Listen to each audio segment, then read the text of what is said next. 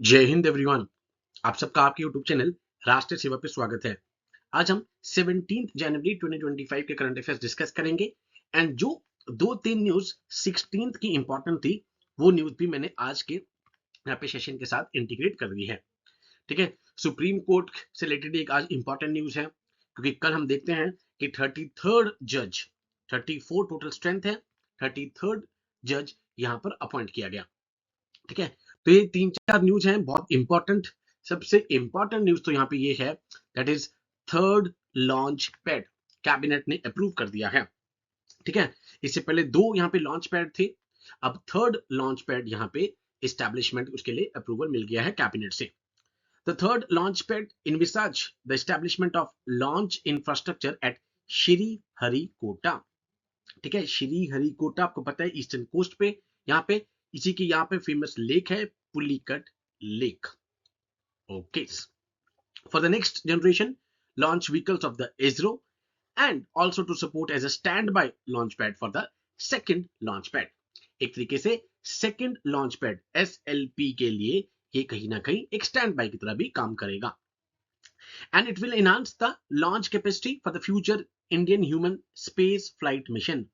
Futuristic जो है यहाँ पर स्पेस फ्लाइट मिशन में यहाँ पर कहीं ना कहीं ये लॉन्च कैपेसिटी को इनहांस करेगा।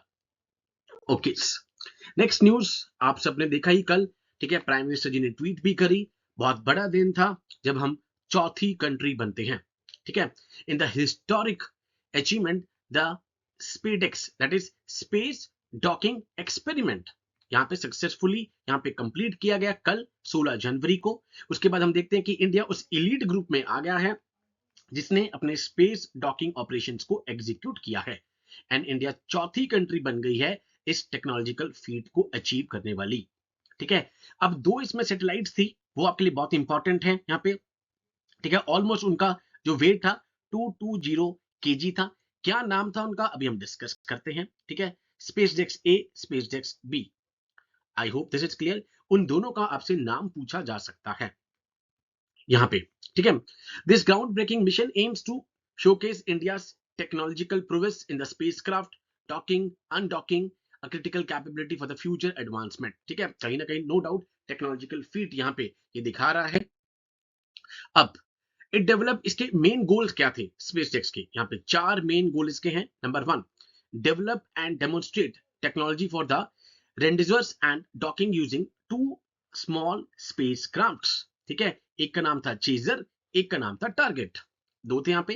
कहीं ना कहीं ये शोकेस कर रहा है controllability in the dockyard conditions, हमारे पोटेंशियल को डेमोन्स्ट्रेट कर रहा है।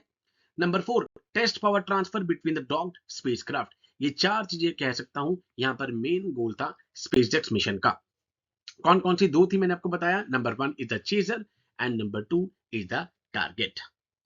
Okay, now either of the spacecrafts can act as a chaser active during the docking. दोनों में से कोई भी चेजर की तरह यहां पे काम कर सकता है, एक्ट कर सकते हैं during the docking. Okay, then equipped with the क्या क्या चीजें हैं इसमें, सोलर पैनल्स थी, लिथियम आयन बैटरीज थी, रोबस्ट पावर मैनेजमेंट सिस्टम था, एओस that is altitude and orbit control system जिसके अंतर्गत सेंसर्स थे, स्टार सेंसर थे, सन सेंसर थे, मैग्नेटोमीटर्स थे। ठीक है, ये सब कुछ इसके अंतर्गत था। अब अगर आप बात करें यहाँ पे कि जो हमारे एम्बिशियस टाइमलाइन है जनवरी 2025 नेविक एडवांसमेंट, ये बहुत इंपॉर्टेंट है एग्जाम के लिए। 2025 की फरवरी में यहाँ पर robust mission for the that is Gaganyaan. 2026 में फर्स्ट क्रूड गगनयान मिशन। उसके बाद 2035 में इंडिया का जो स्पेस स्टेशन है भारत अंतरिक्ष। 2040 हमारा जो टारगेट है कि हम पहला इंडियन एस्ट्रोनॉट होगा ऑन द मून। अब ये टाइमलाइन हमारे एग्जाम पॉइंट ऑफ व्यू से यहाँ पे बहुत इंपॉर्टेंट है। नाउ नेक्स्ट, आपको पता है महाकुंभ मेला चल ही रहा है, हम कई बार डिस्कस कर चुके हैं 144 ईयर्स के बाद। वहां पे एक यहाँ पे डिजिटल इंडिया प्रोग्राम का एक इनिशिएटिव था भाषिनी, इंपॉर्टेंट है यहाँ पे। एक ये रिवोल्यूशनरी इनिशिएटिव था डिजिटल इंडिया प्रोग्राम DIP के अंतर्गत, जो कि सीमलेस कम्युनिकेशन एंड एक्सेसिबिलिटी दे रहा है सभी पार्टिसिपेंट को। 11 इंडियन लैंग्वेजेस में ये है। ठीक है, यहां पर ये it set to transform the way information is shared and consumed at this iconic event. अब भाषिनी है क्या, भाषा इंटरफेस, एक ये भाषा इंटरफेस है, एक इनिशिएटिव है जो डेमोक्रेटाइज कर रहा है access to the digital content and service across the India linguistic spectrum. ठीक है, कहीं ना कहीं जो डिजिटल इंडिया का प्रोग्राम है, इंक्लूसिवनेस है, एक्सेसिबिलिटी है, उन सबको ये इंश्योर कर रहा है। ठीक है, okay. As a national language translation mission, Bhashini use cutting edge artificial intelligence. आप सबको पता है एआई का लगातार आजकल हर चीज में आप देख रहे हैं, नेचुरल लैंग्वेज प्रोसेसिंग, इन सब को यहाँ पर वो यूज कर रहा है सो दैट जो यूजर्स हैं वो कंटेंट को और सर्विसेज को अपनी खुद की प्रेफर्ड लैंग्वेज में एक्सेस कर सके। एक तरीके से ये ट्रांसलेशन मिशन है।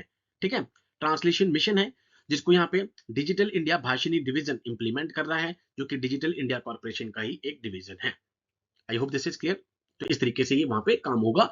एंड क्या क्या चीजें यूज कर रहा है ये यहाँ पे, एआई को कर रहा है, ठीक है, नेचुरल लैंग्वेज प्रोग्रामिंग को कर रहा है, क्लाउड बेस्ड इंफ्रास्ट्रक्चर यूज किया जा रहा है, कोलैबोरेटिव डाटा पूलिंग यूज की जा रही है, e commerce, health, agriculture, law enforcement, judiciary, education, manufacturing, retail, इन सब चीजों में हम देखते हैं कि भाषिनी की यहाँ पर कॉन्ट्रीब्यूशन रहेगी और एप्लीकेशन रहेगी।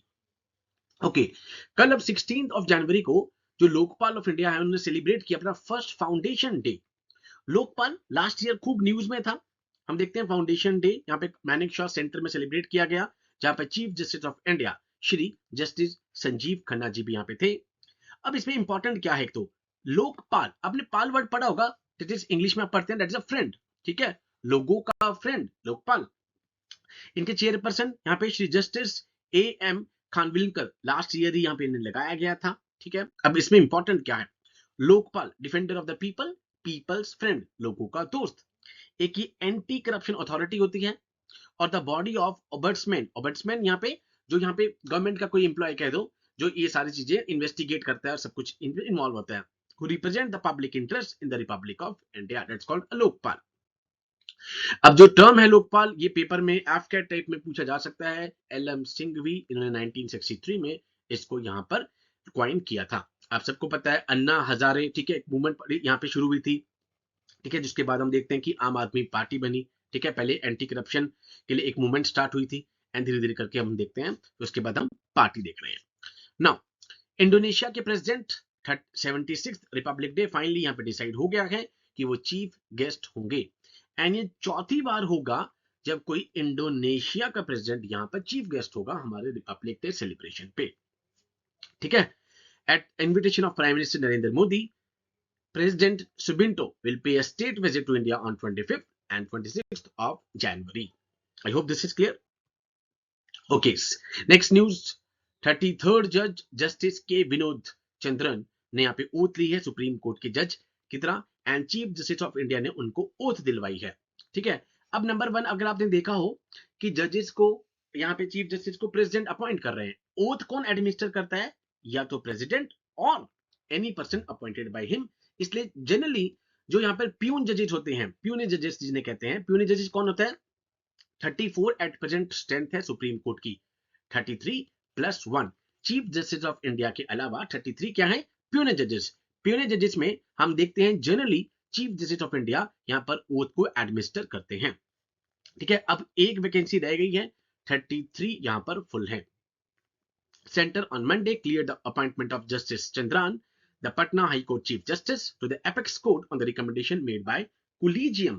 Collegium मतलब जब सुप्रीम कोर्ट के जजेस की अपॉइंटमेंट होती है तो एक कोलिजियम बनता है जिसमें चीफ जस्टिस ऑफ इंडिया होंगे एंड उसके साथ 4 सीनियर मोस्ट जज होंगे।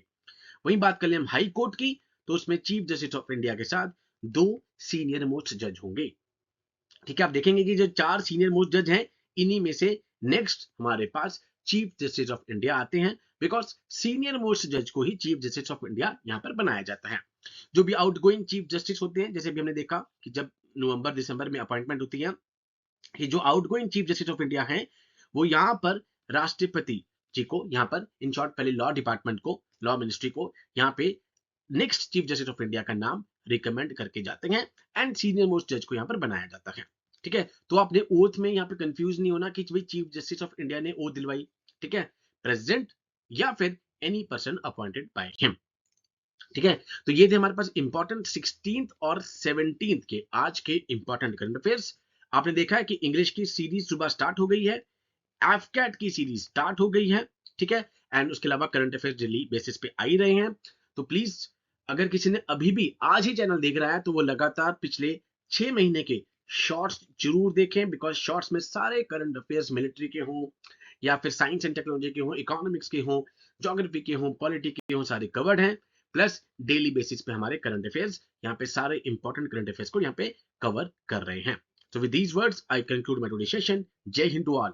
Take care.